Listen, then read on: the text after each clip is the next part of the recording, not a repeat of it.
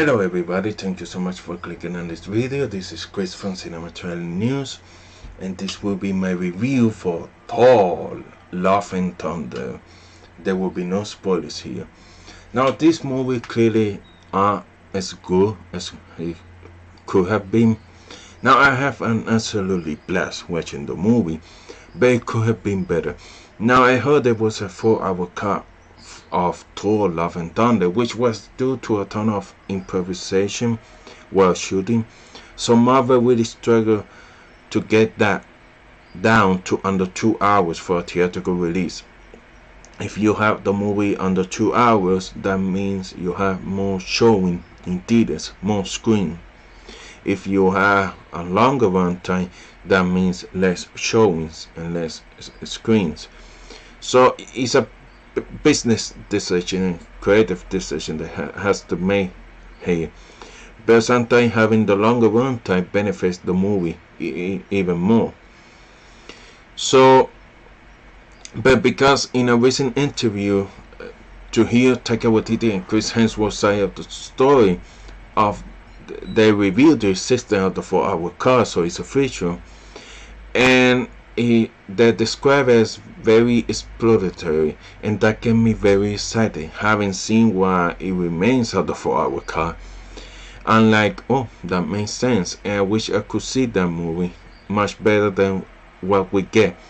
Now, one thing Doctor Strange 2 has as benefit is that while it's very far afield from the comic book source materials, besides verifying Wanda, which we also took issue because of all of the work that WandaVision did, and I guess that Thor benefits from that a little bit. It hasn't had any series to take a deeper dive and then make the movie seem shallow in comparison. But anyway, the Wanda stories were not Wanda-centric. She was like a side character. She was more the catalyst and than an actual character in these stories. So you wanted them to see Shane. But Thor Love and Thunder adapts two of the best Thor story ever told. Gor The God Butcher and Jane Foster's Mighty Thor. And he resembles those two storylines just enough that it hurts to see those iconic storylines whittled down so much, and the comic is so much better. And but all that said, I really like Thor Love and Thunder much better than Doctor Strange 2, and this is a movie that I really want to see again, and here's why. The movie is so funny and clever, and you will laugh through the entire film, and that will distract you from what's wrong with the film. The film is also genuinely brilliant and moving moments, and these two qualities, by the way, the funny and the brilliant, that makes me see the 4-hour cut of Taika Waititi. I mean, let's go Thor, let's go walk about to our Taika Waititi's version of Thor. I would be very interested in that because there are moments here that are just unparalleled in terms of quality. There are also a lot of great set pieces, a quick tour of New Asgard, which has become basically a theme park built at Disney or mega expansion in Avengers compounds. Amazing intricate visuals from the city of the gods to the black and white battle with gold, with some splashes of color, and then other stuff that I won't spoil. My only problem with the visuals is that sometimes it got very green screeny, and especially the gold fight. Well, like, I know you're standing in front of a green screen and you're not fooling anyone here. Now the ending is amazing, great ending, no spoilers here, but let's just say while Gor and Jane are kind of wasted, Jane in particular, the story of Thor and New Asgard gets so much thrilling unexpected developments that makes you super excited for what comes next.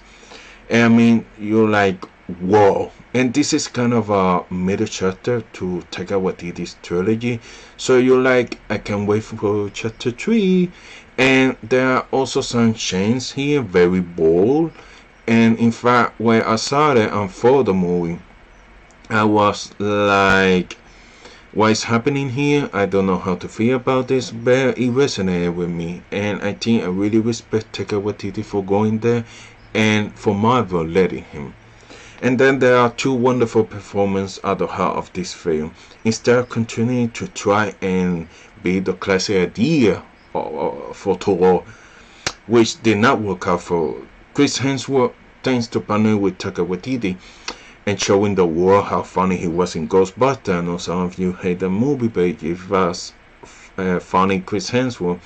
But anyway, he instead gifted with his own best quality. Hemsworth Thor is truly an Australian surfer guy with a different accent. This Thor is so funny, so energetic, and kind and open. This Thor says yes to life and to those around him. It just made him a joy to be around him. And getting to spend 2 hours with him is absolutely a treat, and I could just spend forever with Chris Hemsworth's Thor. It's that good. And I think that it's got a lot of movies left in it. So as far as I'm concerned, I'm really excited. And then there's Christian Bale Gor. Well, his origin story shown in a 10-minute scene. I don't know what to say anything else, but his heart is incredible. And again, I was marveled. I can't believe you let Taika Waititi do this. I love it.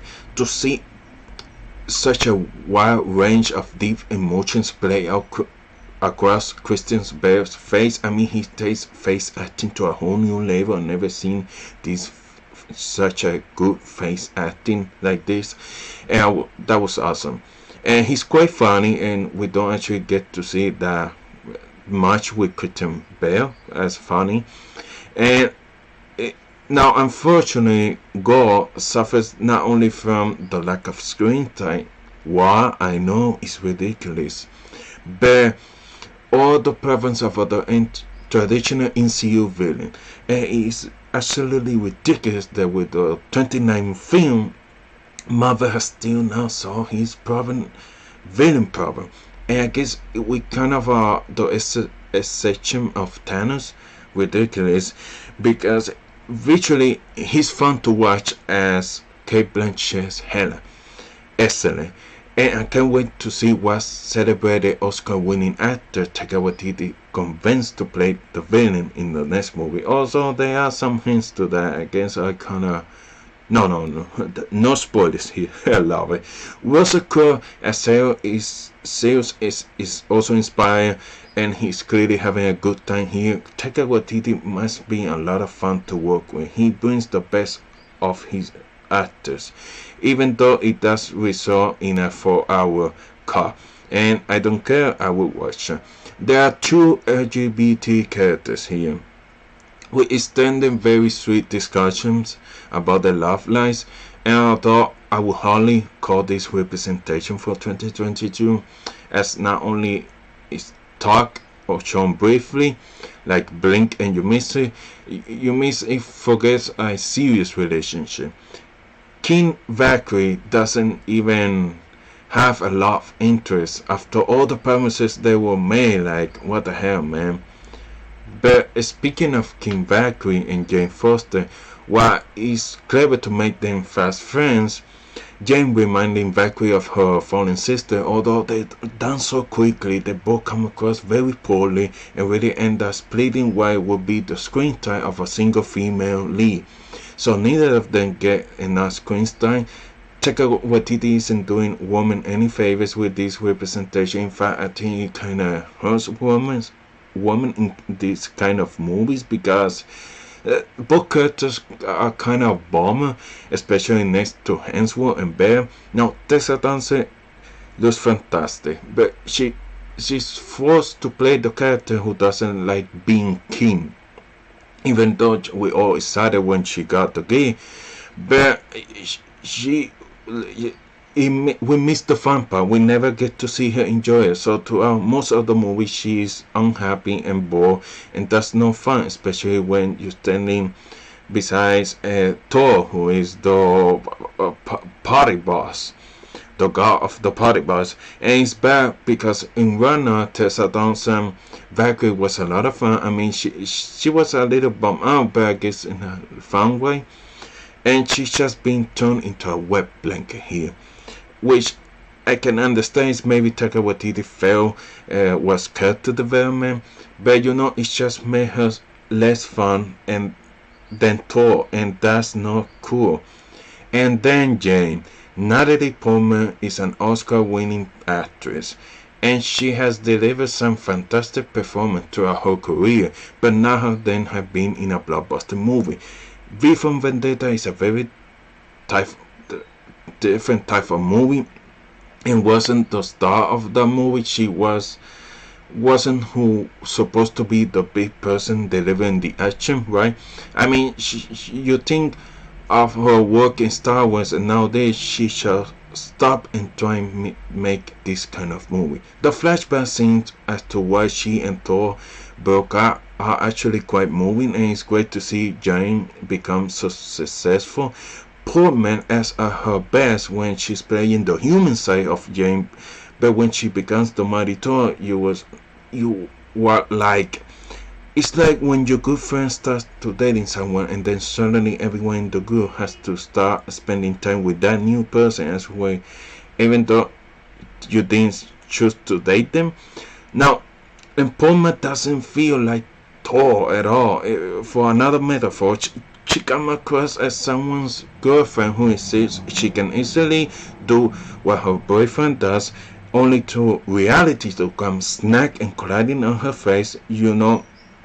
That experience is actually a thing, and her boyfriend just has a special set of skills. She should appreciate the job he does rather than she could do it too. And I feel so awful saying this because I like the character so much in the comics, but that has not translated at all here. And I believe it's a mix of Taika Waititi was chosen to do with the character and Natalie Portman's performance. For instance, in the comics where Jane Foster was Thor, Odysseus what was his name, he couldn't be Thor anymore. He was benched for the most part, and Jane was the Thor. And having them side by side, I gotta tell you, it doesn't work. I'm actually reading the new Thor and Mighty Thor comic. It's great, and I gotta tell you, it's every conversation I see in the comments about Jane's relationship with Newman and what she does. It doesn't like a good billion times more interesting than anything that is explored in this movie. So again, I'm sorry to say, but Natalie Portman is really bad in this type of role. Now, for Guardians of the Galaxy fans, they are only in the movie like for 5 minutes, and so that didn't really turn into anything. Maybe there will be more time in the 4-hour cut. Now, but you will be laughing so hard, blown away by Hemsworth and Gore, and integrated with the gorgeous visuals, captivating by a slam dunk of the ending the movie has, so great, and what it could potentially lead to next. So you just gloss over most of it. I mean, when you do think of maybe you'll be sad, but just think of the good parts of the movie and just move on. And I know we do that lately with the Marvel content and some of the Star Wars content, but I don't know, this movie ends so strong and has so many great things in it, despite of its flaw.